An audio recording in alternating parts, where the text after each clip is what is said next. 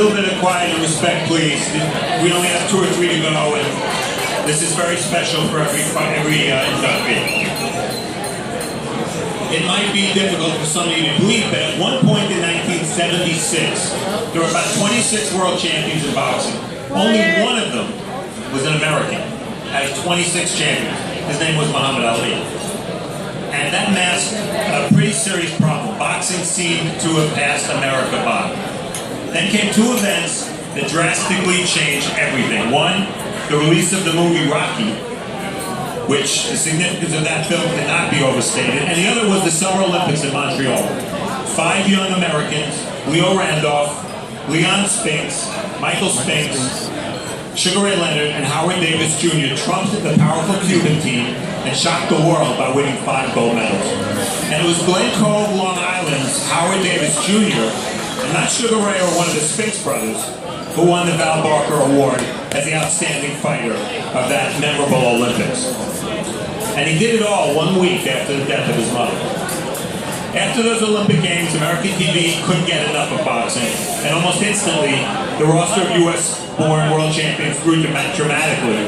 And even as Ali's career slowed to a halt, America reestablished itself as the preeminent power in the sport. Howard Davis Jr. had the fastest fists you never did see. Throughout the 80s, he was at or near the top of the ratings in the lightweight and junior welterweight divisions. He faced 6 different world champions, and in 1984, came within seconds of becoming a world champion himself. Yeah, I remember that one. Ladies and gentlemen, if we could please have a moment. Ladies and gentlemen, thank you very much. Steve Farhood. Thank you, Dave. The fact that Howard came that close did not in any way diminish his accomplishment, nor did it blind us to his amazing skills. He was one of the best amateurs in U.S. boxing history, and in the pros, he was a leading contender for 10 years. Something the fighter I doubt remembers, but I remember in the late 70s, John. I was the editor of a couple of boxing magazines, and we asked you to lend us your gold medal for a cover shoot. And all I remember about that gold medal was it shined like nothing else I'd ever seen. And so did you. Ladies and gentlemen, the winner of that gold medal, a lightweight who shined with a record of 36 wins, 6 losses, and 1 draw. And now, someone who's involved in the promotional aspect of boxing, and the newest inductee into the New York State Boxing Hall of Fame, John Howard Davis. Woo! John! Woo! Tell him, John. To my Hispanic friends, ¿cómo está? To my Jewish friends, to my Arabic friends, Assalamu alaikum rahmatullahi ta'ala wa barakatuh. Welcome everybody. Welcome.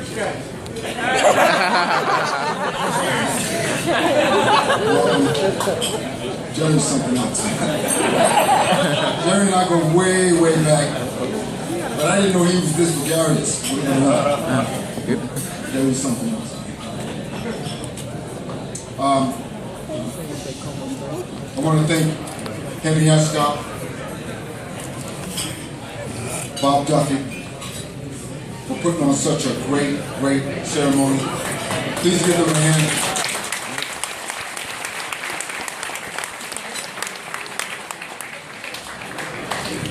I want to dedicate this ceremony to my father and to my wonderful children. When I was in the Olympics, I dedicated the gold medal to my mother, who passed away 3 days before I had my first fight. My first reaction was to go home. But one of the Olympic coaches put his right hand on my left shoulder, looked me dead in the eye, and said to me, "What would your mother want?"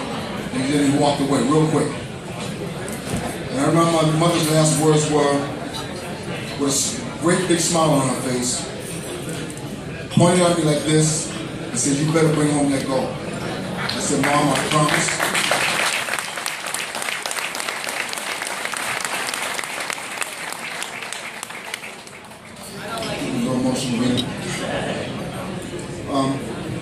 I made a promise to my mother I would do it. And I felt at the time that the only way I was going to lose was to actually die in the ring. I was willing to go that far. But we all have beginnings.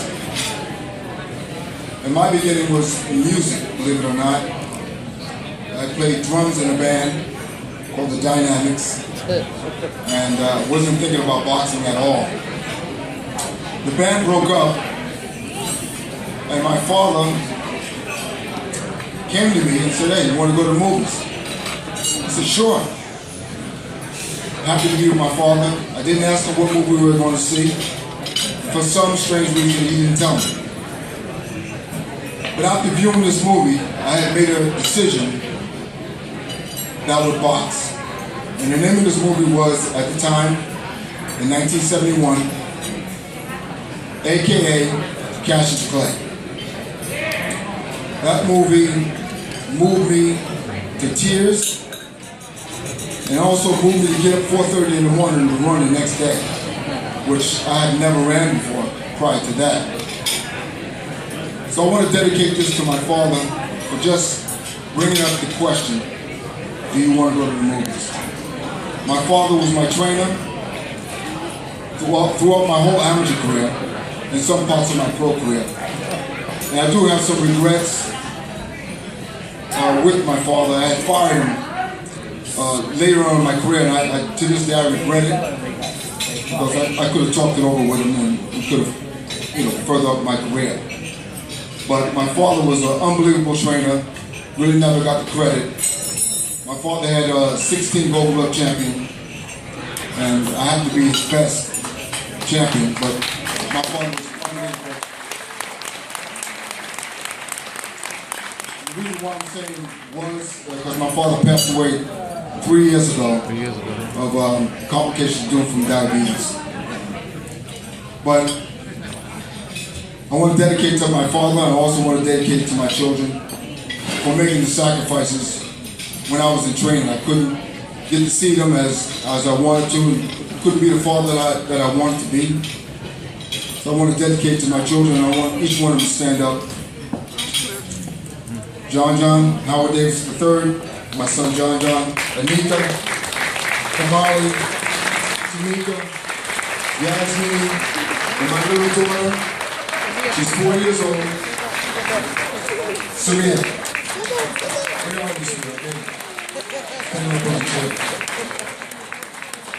I want to also thank the love of my life, who's been through with me, through heartaches, tough times, and the good times. Sorry.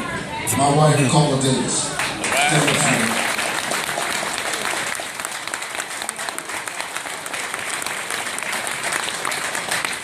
I want to thank everybody for coming out today. It's been a really wonderful ceremony. I got to see some friends that I haven't seen, especially Tony Santana. Man, I haven't seen you since the 70s. Oh my God. Tony and I fought the Gold Gloves together. I'm glad we didn't fight each other.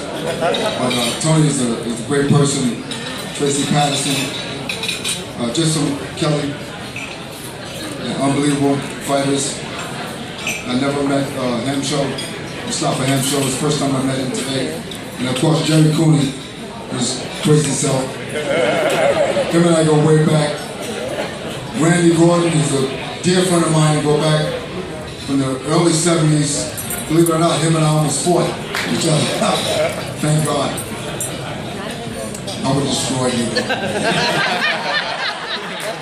Don't get any thoughts in your mind. Grudge match. I'm really, really happy to be a part of this ceremony. And thank you so much for coming out and supporting Ring 8. The President, Bob Duffy, who put a great ceremony together. Please give another round of applause, please.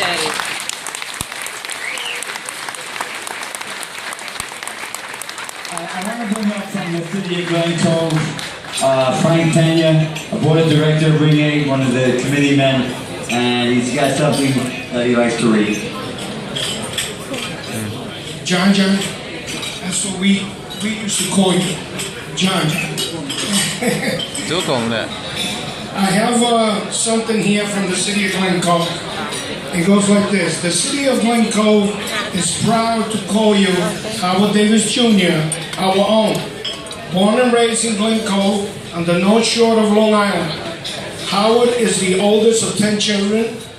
He worked his way up through the amateur ranks while being coached by his father, Howard Davis Sr.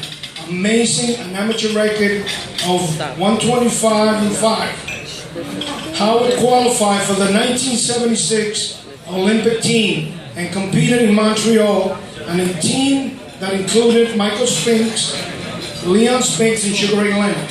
He captured the gold medal in the lightweight division and received the Val Barker Trophy for most outstanding boxer. He competed fearlessly despite the laws of his mother 1 week prior. The Glen Cove community celebrated his success with a parade when he returned. Davis turned pro and compiled a record of 36-6-1 with 14 knockouts. Retiring in 1996, he fought fellow Long Islander Buddy McGirt in the last 15-round championship fight in boxing history, televised on NBC Sports. The Long Island Railroad ran the Howard Davis Express train from the Glen Cove station the morning for Glen Cove fans heading to Madison Square Garden to cheer on their hometown favorite. Although he is now a Floridian, the city of Glen Cove remains tied to their Olympic champion. On July 10, 2009, the city of Glen Cove renamed the street where Howard Davis and his siblings grew up as Howard Davis Boulevard, in honor of both father and son. On behalf of all the residents of the city of Glen Cove, I congratulate Howard Davis on his induction into the New York State Boxing Hall of Fame. Congratulations from Mayor Reginald Spinelli. Thank you, Howard. We all love you. Woo! God bless you.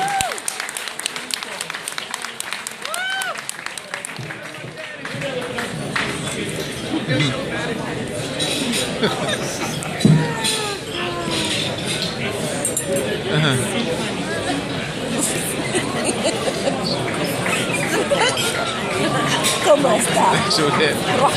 Sure did. We forgot to say come ti amo for the Italians. Hold on.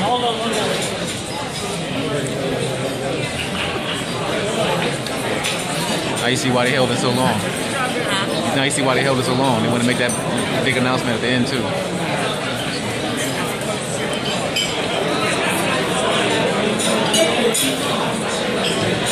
I also want to thank Darcy from the town of Glen Cove. She was involved in the Howard Davis naming, and she's in the back, but she just didn't want to come up. But Darcy, I want to thank you and your family, Eric, for helping out, making this a great event. I also like to give a shout to Hubert Hilton, who was a 6th in the world as a heavyweight. Hubert, shout to you. A little known fact, actually, the band that Howard played drums in, the Dynamics, he left them, and then Keith Moon took up, they became the Who. Became the Who, yeah, okay. Little known fact.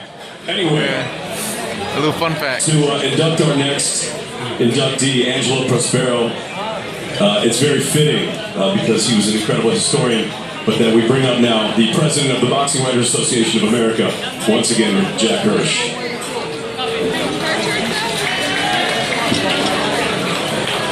Hey, March 30th is always going to be a special day for everyone up here. This for me as well. Quick shout out to my wife, Audrey, at table 15. Today's our 29th wedding anniversary. Congratulations.